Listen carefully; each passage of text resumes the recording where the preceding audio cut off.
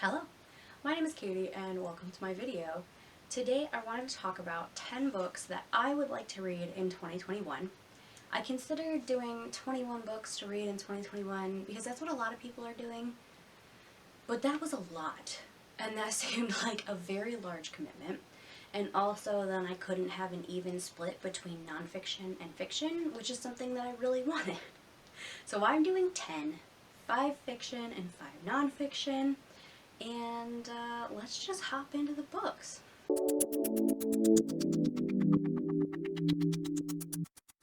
So then I'm going to start with nonfiction because I want to. There's no reason. I own most of these. Actually, I own all of these. One of them just hasn't arrived yet. And we'll start with that first. This is King, Kaiser, Czar, Three Royal Cousins Who Led the World to War. I have been wanting to read this book for quite some time because I find it fascinating. It's really odd to think about World War I and the fact that like the three major superpowers there, which was Tsar Nicholas of Russia, Kaiser Wilhelm, and then whatever George, Edward, or Henry was ruling England at the time. It's very interesting to think that like they were all cousins. Like it's just odd. The incestuousness of European royalty is something that blows my mind every time I think about it. But yeah, I'm very interested in reading this and I'm hoping to get to it this year. The next book on my list is The Spinning Magnet, the Electromagnetic Force That Created the Modern World and Could Destroy It by Alana Mitchell. I don't really have a whole lot to say about this other than it's science-y, it's written by a woman, and I want to read it. Next up, Rasputin, Faith, Power, and the Twilight of the Romanovs by Douglas Smith.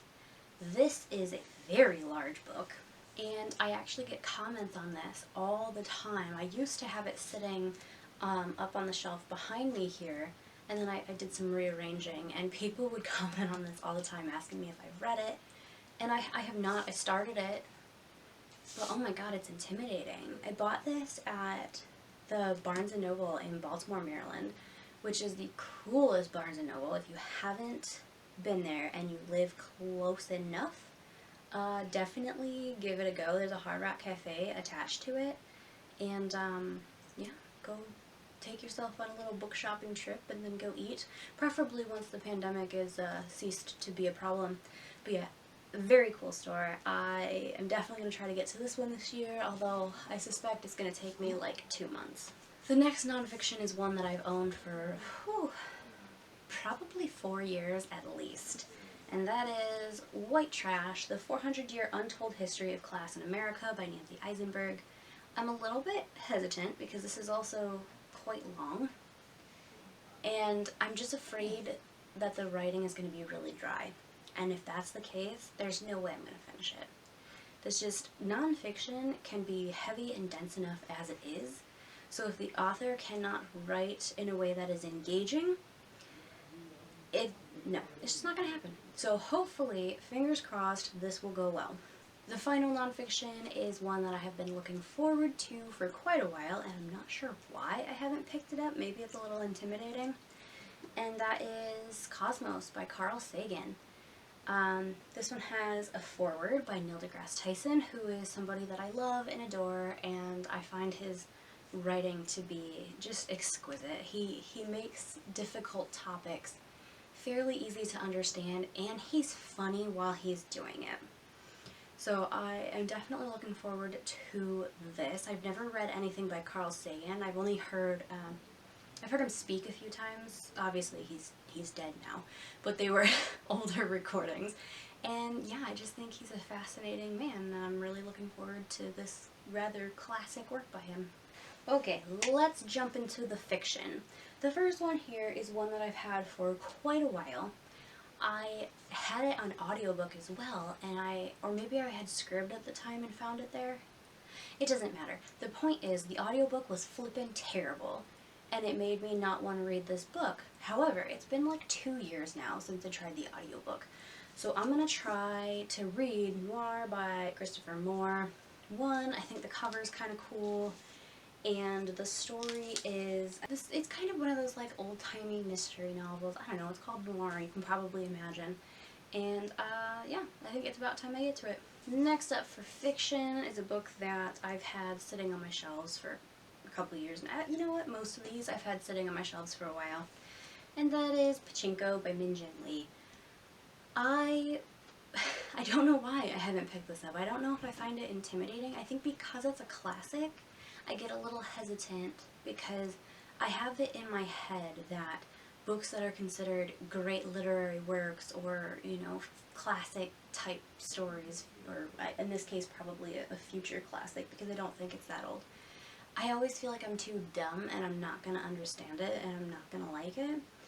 And I think I need to get over that because I have read so many books that are considered classics or bestsellers or whatever and really enjoyed them and had no problem understanding them. So I think it's just like a mental block that I need to get past, and I'm gonna try to do that with this one this year. Okay, my camera battery is dying, so we're gonna try to speed through this. Next is this chunker, Fire and Blood by George R.R. Martin. I have only read the first book in the Game of Thrones series, but since this is like a prequel-y thing, I should be fine just reading this, I assume. If you happen to know if I can or cannot do that, please let me know in the comments. I would appreciate that before I try to tackle this beast. Does George R.R. Martin need any introduction?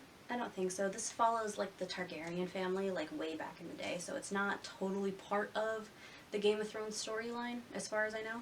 Next is one that I'm hoping I'll find it in me to read, but I kind of doubt it, and that is The Old Curiosity Shop by Charles Dickens. I've never read anything by Dickens, to be honest. I've never felt much of an urge. I found this in a used bookstore and was like, oh, I'm smart, let's read classics. Yeah. So hopefully, yeah, hopefully I'll just suck it up and try it, and if I don't like it, then I don't like it. The final book is also kind of, you know what, most of these are pretty large. House of Leaves by Mark Z. Danielewski. I don't know anything about this. I bought it because it was on one of those lists where people were like, greatest books of all time, and I was like, I'm cultured, I'm educated. Anyway, so that's why I picked this up. I mean, lots of great blurbs on the back. People seem to have enjoyed it. I'm intimidated. I'm intimidated. So if you've read this, let me know if it's worth it.